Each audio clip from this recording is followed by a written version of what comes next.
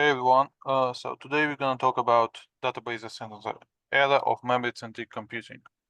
So basically, what this paper is about. So in current technologies, technological and economic trends suggest that scaling systems with a processor-centric design may become unsustainable in the future. CPU performance increasing rapidly, but the cost of the memory units not changing for quite some time. The memory bandwidth per core is not keeping up with demand. Memory bandwidth stay at the same level and hardly progresses. So this paper proposed solution for these problems is memory-centric architecture. But first, let's look what real data shows.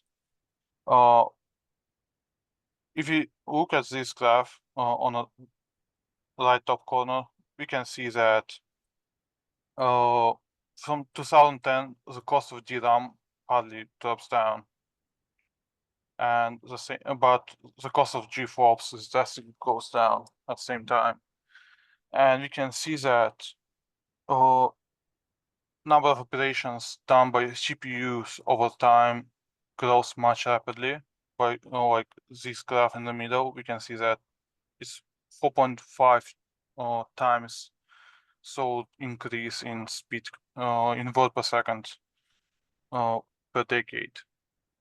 Also, if you look at the bottom right graph, we can see that the max theoretical memory bandwidth per core for new generations of AMD EPYC CPUs doesn't change much.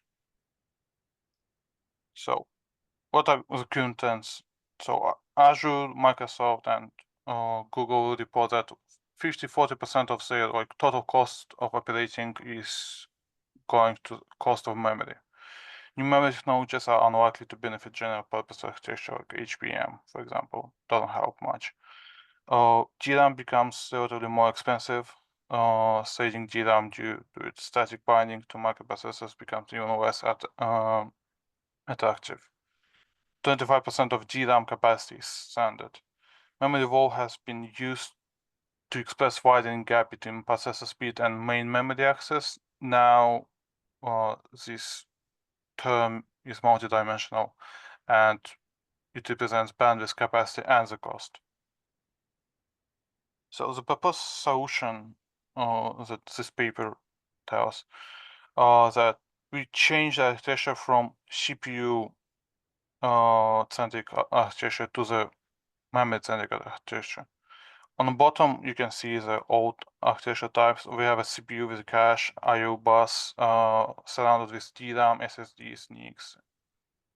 But we want to change it to the memory-centric one, where we have a memory pool with high bandwidth network like CXL or optical, and that connects with CPUs, ARM, accelerators, GPU, and all of them will have like local DRAM in it. So it will extend capacity of local DRAM memory. It will disaggregate memory for distributed systems and enable more efficient data exchange. So potential benefits of this approach is using the old memory devices, so it will hence most effective, cost efficiency, like all DDR4 devices. The cost benefit that memory pooling brings the extra layer in the memory storage hierarchy can help mitigate the performance penalty of long-standing distributed query processing challenges and other manifold system improvements.